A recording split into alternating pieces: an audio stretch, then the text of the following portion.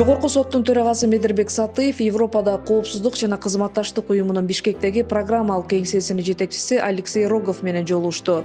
Медербек Сатыев Кыргызстандын сот системасы менен Бишкектеги эки УКМдун программалык кеңсесинин ортосундагы көп жылдык жана жемиштүү кызматташтыкты жогору баалады. Жолугушууда сот органдарынын ишинин натыйжалуулугун жогорулатуу, алардын ачыктыгын жана жарандар үчүн жеткиликтүүлүгүн камсыз кылуу, ошондой эле Кыргызстандын сот системасын модернизациялоо маселелерин кеңири чөйрөсү талкууланды.